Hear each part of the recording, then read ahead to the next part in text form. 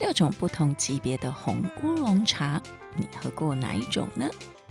又一支台湾独家研发新茶，从后山说起。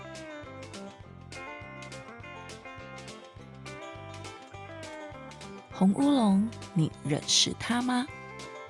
不是洪水乌龙，不是红茶，不是乌龙，就是红乌龙这3个字。觉得陌生吗？又觉得熟悉吗？那就对了。一个遇见新朋友的陌生，却又带着老朋友的熟悉。红乌龙是台湾独有的，发源地在台湾的东边角落，县市名称为台东。台东县对台湾人来说，会称它为后山。如以西边是台湾主要发展的地方，那么东边就像是台湾后花园般，给台湾人去看美景、度假的地方。没有高楼大厦，只有一片片平坦的农田，有绵延不绝的海岸线将太平洋尽收眼底。阳光不大也不小，刚刚好。有无嗅无味的碳酸温泉，泡完后全身像脱胎换骨，是台湾原住民聚集的县市。他们生活步调慢，令整座城显得悠闲宁静。当然，台湾的东边县市宜兰、花莲和台东，不光是环境优美的度假胜地，因好山好水，种植出来的农产品有其特殊的风味，像是宜兰三星葱、花莲西瓜、台东释迦、台东池上米等等。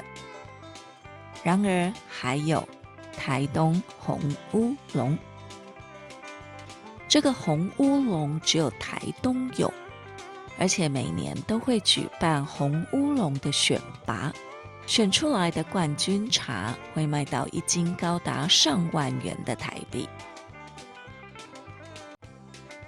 为什么只有台东有红乌龙呢？2个原因。一是以前台东茶园有做阿萨姆红茶的经验，2由台东茶农自行研发而来。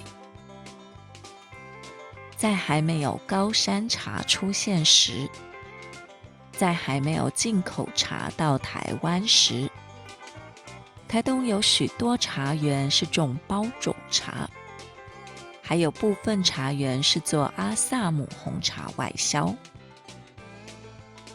可是高山茶出现后，包种茶退流行，没什么人愿意喝，使得海拔300到400公尺的台东茶园制作的包种茶销量锐减。加上台湾开放进口茶叶，让人力成本低廉的越南、印度等生产红茶的国家，将自家红茶销到台湾，压缩台湾茶园的销量，让很多茶园就此荒废。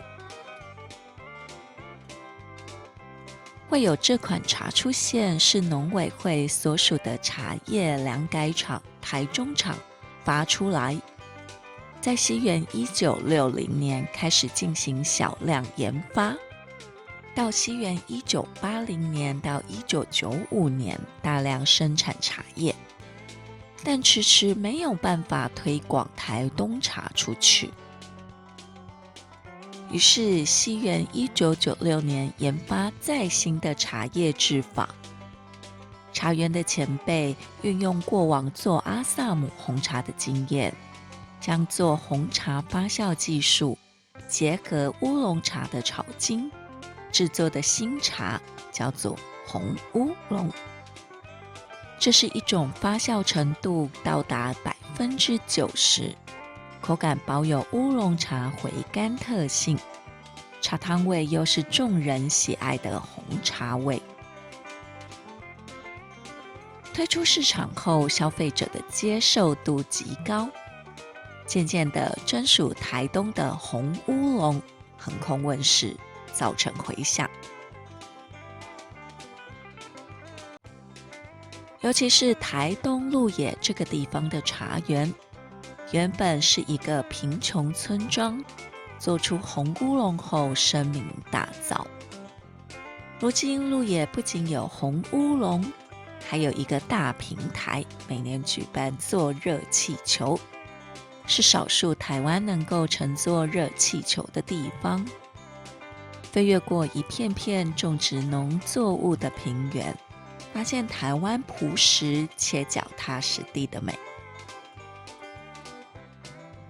再说回来，红乌龙它有什么迷人之处呢？因红乌龙有着浓厚近红茶的味道，很受众人接受。无论你是喝茶的新手或是老手，都会喜欢红茶那种香香的、滑滑的、甜甜的，还可以加进奶糖，是被疗愈十足的奶茶呢。而红乌龙凌驾在红茶之上，它把乌龙茶会回甘的特性保存下来。这么一来，你喝第一口觉得好喝，更能在咽下茶汤后，喉头生一种淡淡的香气，也觉得口腔很滋润，不再感到口渴。红乌龙这么特别，有6种不同的级别。6种不同级别的红乌龙，你喝过哪一种呢？第一种是低级别的红乌龙茶，它通常呈现出黄绿色的茶叶和淡淡的茶汤，它的口感较为清淡，没有太多的花香、果香，适合喜欢清淡口感的茶友们。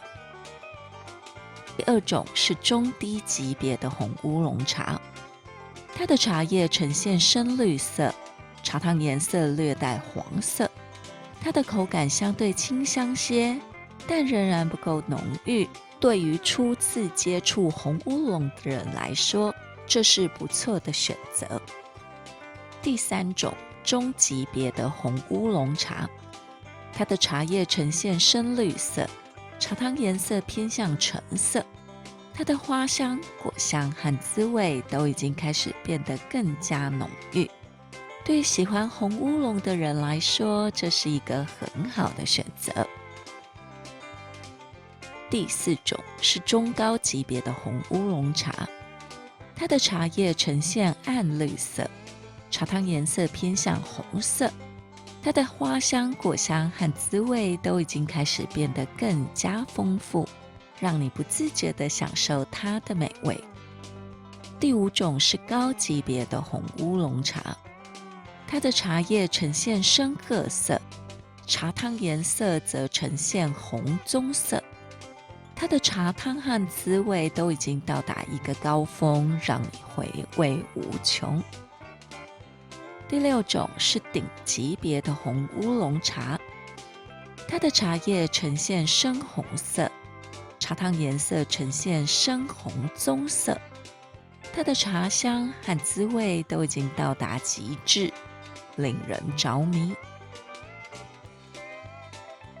我们团队推荐顶级别的红乌龙可以试试，因为这是最接近红茶的味道，也是最能感受到怎会有一款茶做得这么香，还能这么回甘。至于台东有举办红乌龙的选拔赛，得奖的那一批茶会被装进一个个盒子内，包装外层还有封膜，加上比赛单位做的防伪证，所以不会被换茶、被厂商谋取暴利。想要喝真正的台东红乌龙，记得向茶叶改良厂的台东分厂购买，肯定是真货，却有可能价格不低，要有心理准备哦。或是选择较初级的级别入门，不伤荷包。若你喝过红乌龙，欢迎与我们交流互动，说说你的心得。